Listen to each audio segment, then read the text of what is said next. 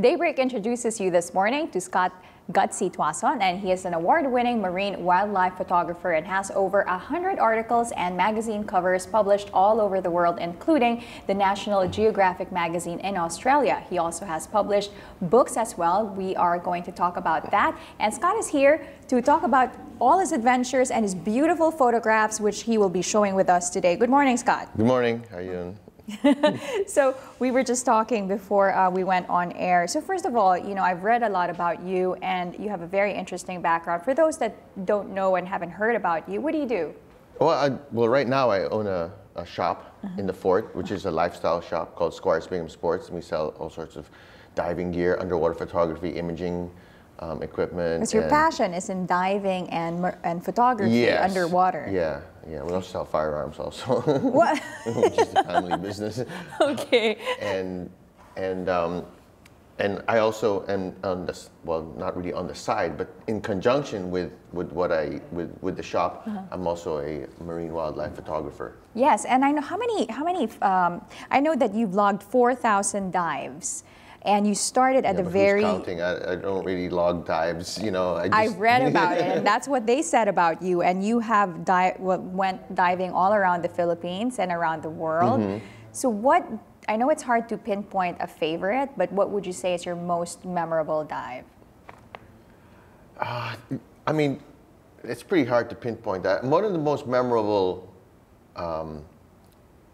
diving adventures that I've done is South Africa. When I did the sardine run, which is, they call it the greatest show on earth, which is when you have the migration of the sardines from on the eastern cape of South Africa moving up, and that's during winter in South Africa, which is June, July, and you've got millions of sardines migrating, and you've got like 6 different species of sharks, thousands of dolphins, gannet birds, whales, seals, everything under the sun just feeding on them, and it's just it's total chaos and mayhem underwater. And you're in there with them. One of the guys on the boat who took us out, he equated it to like sticking your face in the middle of a pride of lions feeding on a dead zebra or something. So and you're just like right in there. Yeah, what do you feel? Are you afraid? Are you? Nah, you just got so much adrenaline going through you that you just. Plus half the time my face is stuck on the viewfinder. You don't really see how really close everything really is. They get to you, or if someone's actually coming to get you. But you mentioned sharks, and people are aware of what sharks are, and but what is it like when you get up close to these sharks and having to take photos of them? Well, sharks are fish. They're just like any other fish in the ocean, really, and they look scary because they have big teeth, but sharks are one of the hardest animals to photograph because they really don't like to get close to people. Right. They're a big predator, and you're a big predator as well when you're underwater. Plus you've got the tank, you've got bubbles coming out. I mean, they look at you and go, they're kind of scared of you. So it's really quite difficult to get photographs of sharks. They get a bad rap. Yeah. And I know that you went underwater thousands of times by now. Was there ever a time where you were almost attacked or hurt by a creature or anything? Probably a triggerfish. Really is probably the closest thing I've gotten to being hurt. I did have a shark bite my camera one time. Okay. But what was that like?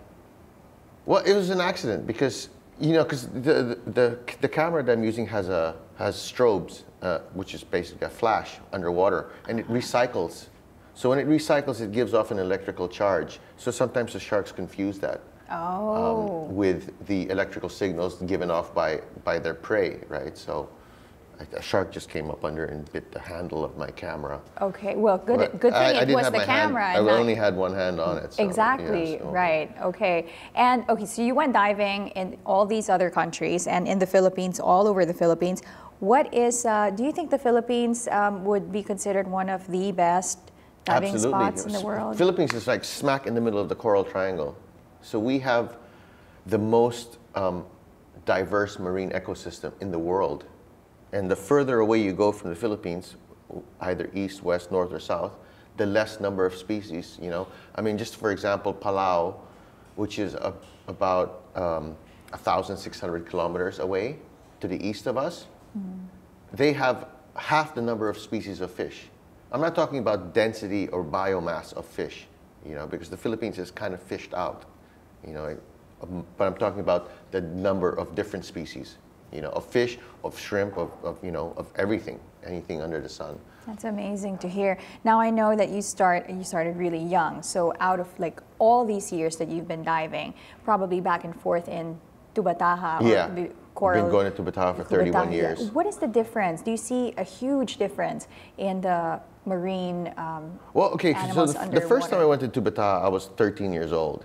And you know, you're not that aware of things. So I have a hard time actually, I often look back and think like, was it better back then or is it better now? It seems like it's better now. Okay. Right?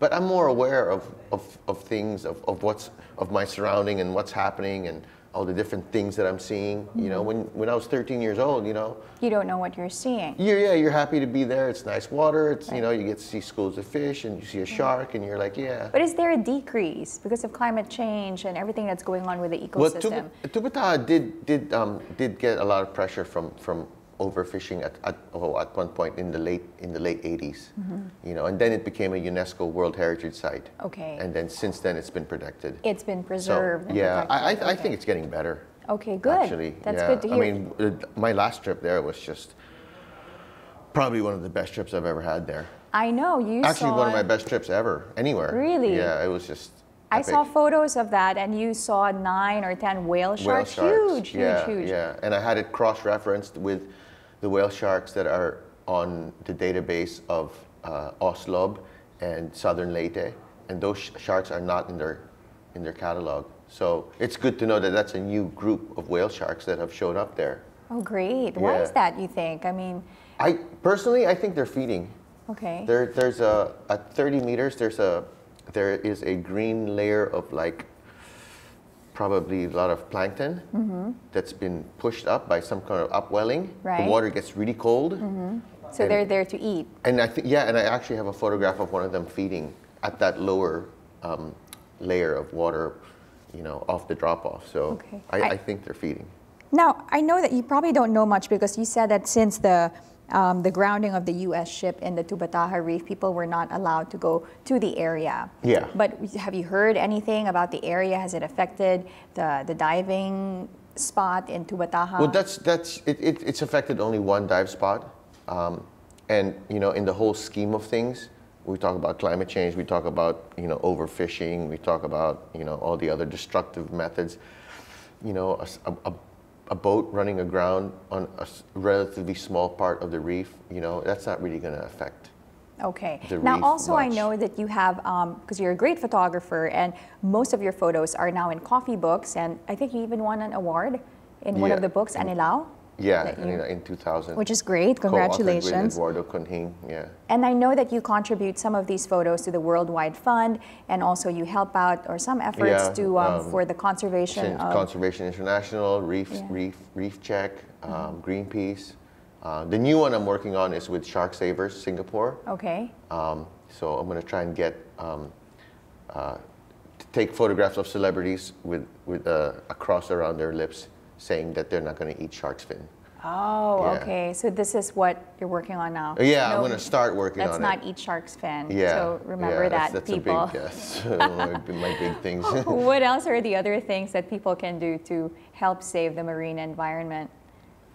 Aside from not eating shark's fin. Yeah, I mean, your choices of fish, you know, try and eat sustainable fish that are, you know, that, like I try and keep away from reef fish, like lapu-lapu and snapper and everything, that fish that make their home on the reef, you know, and I try and eat things that are what they call pelagic, which are like in the open ocean, or like tuna and, you know, and stuff like that. But again, you know, it's also the way they catch tuna, you know, like Right. like one of the good things, like in General Santos, some of the people that do handline fishing for tuna is like, I think for me that's a great way you just target one species, you know, as opposed to like people who use big, huge nets and just gobble up everything. Right. And there's right. so much wasted bycatch. And yeah, so it's the way that it's they also the way, go the way fishing. you go fishing. You know. Yeah, so there should be some awareness for Yeah, people. you know, and of course simple things like throwing plastic in Yeah. the ocean, and you know. Right. Well, you know, okay, great. So this is one of the books that you have out now. That's my new book. It just was published in December last year. Okay. How many books do you have? I think about 6. 6. Yeah, but some and of they're them like all over. The ones published in magazines are from all over the world. What about the books? Are they all found in the Philippines? No, I've got several books that are only published. They're only available in the U.S. Ah, okay. Yeah. I've got a series of tween books. You know, scientists in the field. I did Project Seahorse, which I shot in Bohol, and then The Dolphins of Shark Bay, which I shot in Australia. Okay. And I know there's something going on in Donsol, is with the whales. I mean, yeah, with the sharks. With the sharks, I mean, yeah. Yes. Can you just maybe raise a bit of awareness as before we go? Well, Donsol is it's like it's a place that put the whale sharks on the Philippine map, right? The one that's got a little bit of controversy is Oslo, Okay. where they're actually feeding the whale sharks. Oh, you're not Yeah. supposed to feed the whale sharks. No. People feed sharks all over the world. Okay. You know, that's how people get good photographs. Oh, okay, Yeah. okay. Because, like I said, sharks don't like to come to people, you know. So, Okay. so a lot of places all over the world, if you want people to get good photographs of sharks, they feed them. So, Oslo is kind of, you know, controversial, but you know they feed sharks all over the world. You know, for me, it's not a big deal. Okay. Except for the fact that they go up and beg to boats, right? Right, Which right. That's interesting. So Yeah. if they leave Oslo and they go to other places, they might, you know, be targeted because there's like begging to be. Okay, so Oslo would be a good place to spot these sharks. So Oslo's a great place, especially for people who don't really go out and look for whale sharks or whatever, who can't really get to Tubataha. Right. Well, you know, this is all the time that we have for now. I wish we could keep going. all morning about this, but you know. I don't know, but thank you so much for Thanks for coming having in me. and chatting with us about all these amazing photos and your experience. Thanks again. Yep, thank you. And that was marine wildlife photographer Scott Tuason. Now, up next, we have Laguna Governor E.R. Ejercito will take his fight to stay in his post to the Supreme Court, and the Heat stops the Pacers in the NBA Eastern Conference Finals Game 2. Keep it here on the Solar News Channel.